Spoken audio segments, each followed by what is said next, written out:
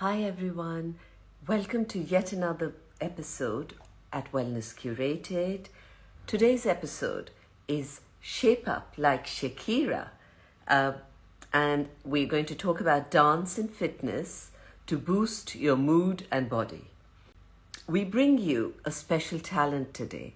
We bring you someone who's providing an alternative to the gym, especially for people who think exercise is too hard. Dan moved to London from Ecuador, and when he moved, he felt quite isolated, as you do in big cities very often. And he's a proud Latin American, and he feels that dance has the transformative power to boost your mood, and that fitness should ultimately feel amazing.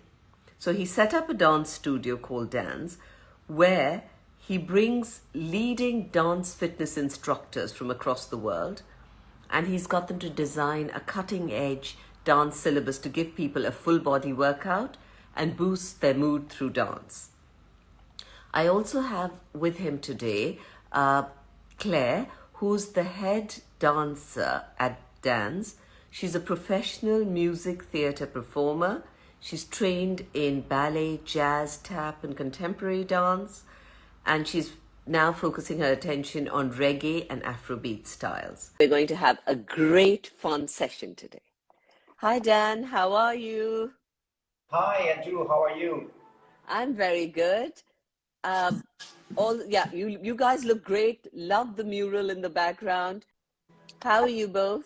How are you, Drew? Great. Thanks for your time. We're here ready for you. Great. Welcome to our show. I will jump right in. Tell me, what is wellness to you? Yeah, for me, wellness goes beyond physical perfection.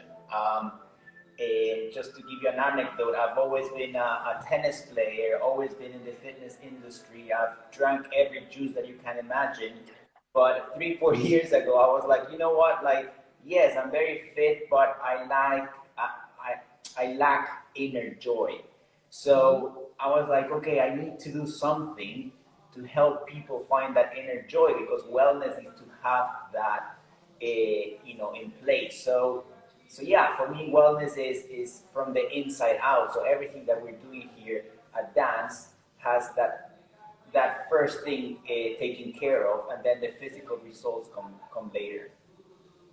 Wonderful. Now tell me, Dan, how did you decide on promoting dance? I know I have the very brief version, but you tell us, how did you decide to make a career and a life out of it?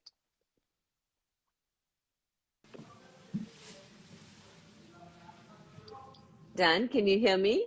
Yes, I can hear you. Sorry, Andrew, can you repeat the question? Sorry. Yes. I said, tell me, I did give a very brief summary about you, but tell us, how did you decide to go about promoting dance as a lifestyle, as a career? Yeah.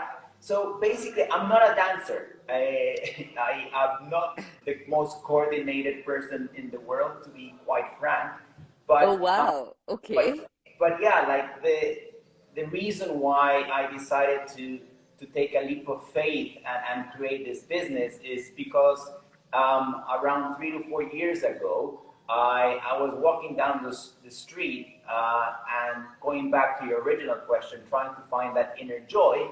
And I was Mm-hmm. like, you know what? I want to go to a dance studio and learn how to dance, because dancing is the most uplifting activity for me of all. So I went into that dance studio, and I saw that it was a bit outdated and not that welcoming. It's like going back to the 1920s, the hospital lights, the ambience. It was not, it wouldn't give justice to what dance as an activity is. So yeah, to answer the question is out of that need in society that I was like, you know what, let's get into the fitness world, and let's bring dancing to where it truly belongs, which is in that wellness scene, that boutique fitness studio scene. Oh, wow. That sounds fascinating. Um, Now tell me, how do you use dance for complete mind and body fitness? For both mind and body. Yeah, I'll give my initial comments, but I'm hoping Claire as well can give her comments as well. But for me, dancing, the great thing about dancing is obviously the physical is there because you're constantly moving, and especially in our program, we match it up with different equipment and everything. So the physical side of it, it's a no-brainer. You definitely get it. But for me, what is really nice about dancing is the mind part of it because it does require certain mental sort of need, you know. So you need to learn some steps. You need to coordinate the steps, and it doesn't really matter if you get it right or wrong. But the fact is that you're using your brain, and like any other sort of muscle in your body, if you don't use it, you will lose it. So Mm-hmm. the nice thing about dancing is that you're using your brain in a fun way. So you don't have to be memorizing phone numbers or directions or everything. Nowadays we live in a world where everything is automated, so you're not really using your brain. And dancing can be a great way to actually use your brain. So I'm not sure, Claire, if you have any other comments. Yeah, I mean, just a caveat of that, the back of saying, you need to use the muscle as you use it. I'm not sure if you're aware, but there was a video that went around, I think it was at the start of the first lockdown, of an ex-prima ballerina, Marta Gonzalez. And so she was a really, really elderly lady, and she had Alzheimer's. And the video shows her being played Swan Lake, which she did once dancing. And it's just incredible how suddenly the music ignites something in her that she's able to remember the choreography, and her body can just start moving. Exactly the movement, the timing, precision of what she did Wow. years prior. So I think it does show that the creativeness that comes with dance, and like Dan said, sorry, to use your physical, your body and your mind. It just shows that in years to come, as you get older, it's going to stay with you and it's embedded in your muscle memory. Amazing. That I would love to post that video. If you send it to me, that sounds incredible. Will do, yeah. Um, but my next question is coming to Shakira now. I mean that she has incredible energy. Look at the way she performs on stage. She just blows everyone away. She's an entity. She dances. She looks so fit. She's a performer. She entertains. How did she do that? She's incredible, isn't she? Yes. Yeah. I mean, I think if only it was as easy to prescribe one thing that she does and say everyone go and do that. But I think it's a combination of her work ethic, her drive, ambition, and probably most importantly, consistency. She's been doing what she's doing for a long time now, and I think perhaps the pinnacle of that being the Super Bowl performance that she headlined with J-Lo, where I know the amount of work that went into that. I mean, I was reading an article she did with Marie Claire Australia, and they were talking about the ways in which she trains. It's just, I can't quite believe the amount that she does. So yes, she's a mum, of all things. She's got to juggle being a mum. But then she's doing dance interval training, she's doing HIIT training, strength training, she's swimming, running, sleeping well, eating well. And of course, she's got a team of people behind her helping her do that. But I think it just goes to show that it's nothing is ever a quick fix, and it's got to become a habit. It's got to become a way of life. You've got to create, habits that are going to continue for years to come, rather than just looking for quick fixes and things that you want to get quick results. So I know that many people's goals now are driven by aesthetic and wanting to look a certain way, but I think there's so many more layers to peel back to being, such a powerful person. And I think the final thing I remember reading about her was the way that she wants to introduce dance to her children. So she would say that on her days of rest, believe it or not, she'd put a song on, a Spotify playlist or something, and she would just move, and she'd encourage the sense of freedom that comes with just moving to her children. And sometimes we put a lot of pressure on us when we dance, and it doesn't have to be that. It's just moving and feeling good, I guess. Yeah, Fantastic. if I may add my 2 cents there is I think that coming from that Latin American background of really having that mindset of enjoying the moment, I think that you can see in her way that she smiles and the way that she performs and the way that she sings that she truly enjoys the moment. So I think that that could also help for that sort of physical, sort of great physique that she has, but also you can see that she's truly happy, and yeah, perhaps that way of living is helping her. So what I'm taking away from both of you is consistency, fun, and enjoying the moment. So the Pretty fun much. aspect is very important, right?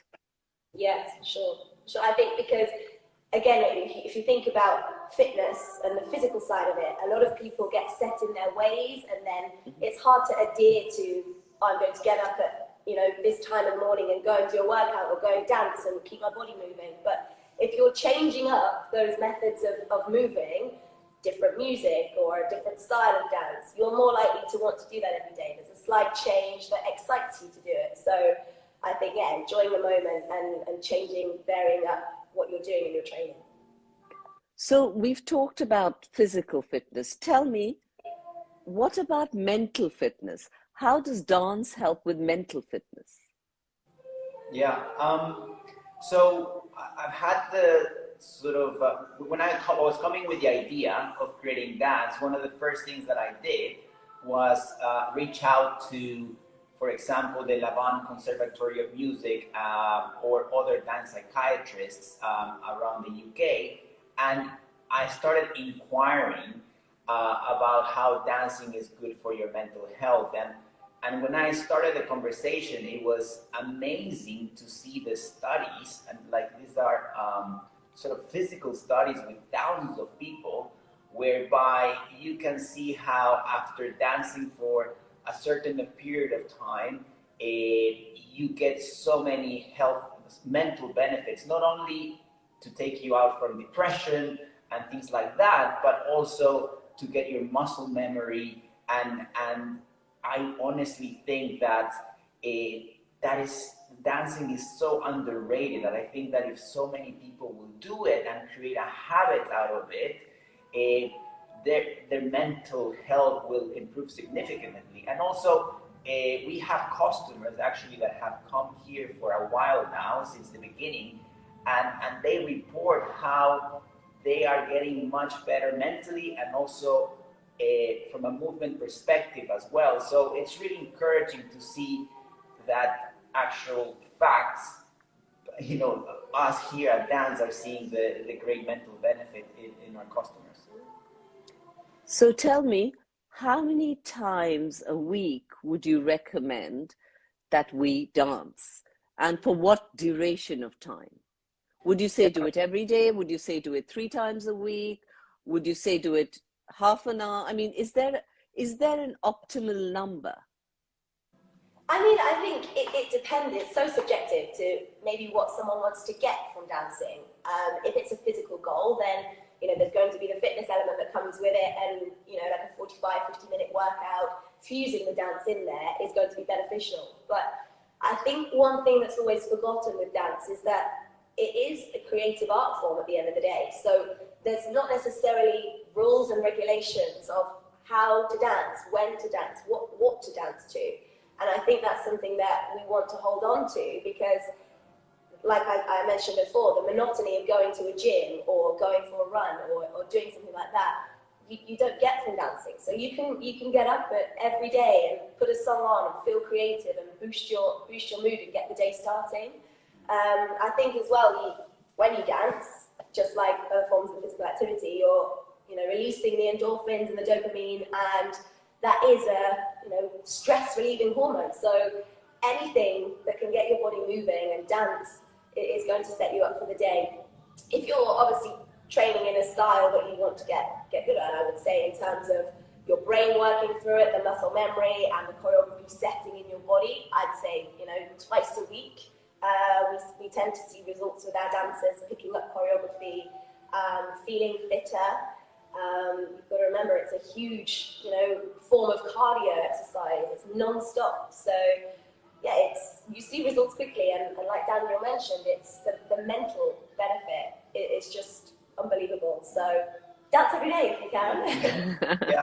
If I may add, is that I think that the goal, the vision, and hopefully the impact that we want to have in society is basically creating that ritual, right? That ritual of like, you know what, I can dance every day if I want to, and it doesn't really matter like if I do it perfectly or not perfectly, but yeah, that's my aim to get that, you know, mentality to people.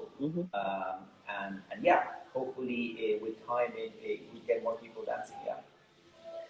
And Claire, you said you've seen that twice a week you start seeing changes in people's muscle memory.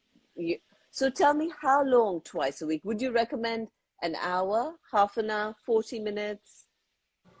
Yeah, I think in terms of not wanting to overwhelm the brain with lots of choreography, if you're a beginner, for example, you don't want to be going on and learning 32 bars of work and of choreography. So I think what we have seen proves and what works well is short bursts of learning the choreography. Then you move away, you head on to some fitness, and then you come back to that choreography, because I think same with professional dancers as well as novice and beginners. Sometimes you just blank and you forget. If there's too much in there, you'll forget and you'll stand there feeling, oh, I'm not sure what to do. So having that time away to do some fitness, take your mind off what you've just learned, coming back to it feels refreshing. So yeah, I would say those 45, 50-minute workouts with about half and half dance to fitness seem to do wonders. Wonderful. And tell me, for different things, like for physical fitness, for mental health, for muscle memory, are there different forms of dancing that you would recommend? Yeah, I think, again, it goes back to what you want to get from dancing. If there's just a mood booster goal, you can dance, you know, in your living room, doing whatever you like. If there's a strength-based goal, perhaps ballet. We know that that's using a lot of the big muscle groups that work to posture as well. So posture and alignment, something like ballet. If you're wanting to work on your coordination, Latin and ballroom, something like the quick step, or tap dancing, where you're working your feet and your hand in rhythm. And then I think another thing that cropped up, if anybody out there has friends or relatives that have Parkinson's disease, I know that that's something that can, dance and rhythm can be really helpful for people suffering with that, because they tend to, obviously, they can't move as well, but those cues that they get from the rhythm of hearing music, and if they start to move, it can help ignite the, the sense of getting them up or walking forward. So, yeah, like I say, there's so many benefits of doing it. So, yeah, just pick your style. Okay. And, for the people who can't, say, get to your studio or get to a studio, are there tracks you would recommend, routines or mixes online, or even whatever your favorite tracks are that they can dance to themselves?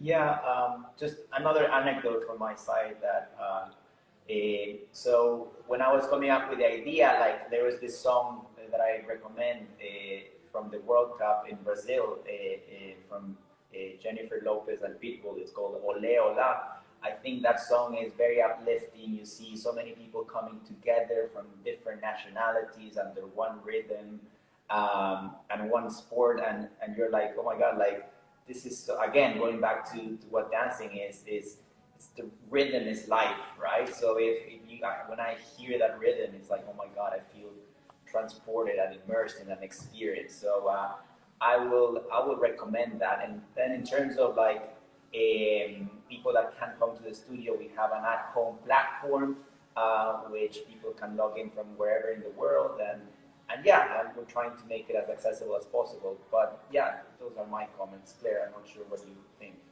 Yeah, I think for me, music is such an integral part of dance as well. So when you find a good song that wants you to get up and move, then it's worth holding on to. I think my top ones at the moment, I love Dare by Shakira, being on the theme of Shakira, and also Pepas, Baruco, Busy Carnival, so many. But I think all of the teachers at dance have got our own little playlist, Spotify playlist. So if anybody wants to feel inspired, then find us on Spotify and have a look at those.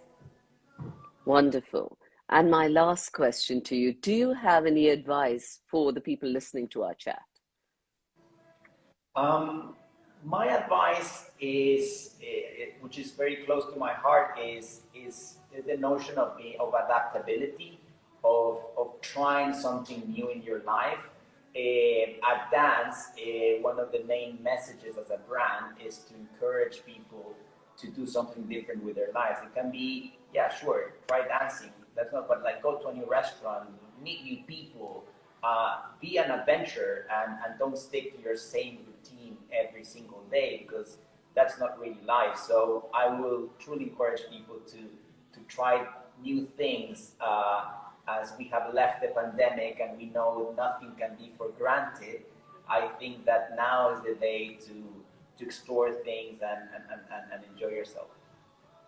Yeah, I'd say it's Thank you.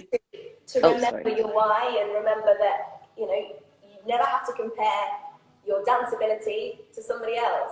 There's different reasons why people step into the studio, why people dance, why people try something new. And I think that feeling of non-judgment is really, really key. So yeah, remember your why, and remember when you move, it's a celebration of what your body can do. So wonderful. That's wonderful. I'm sure a lot of our listeners are going to be coming to Dance to train with you, Claire. So thank you for that. Thank you for the wonderful session.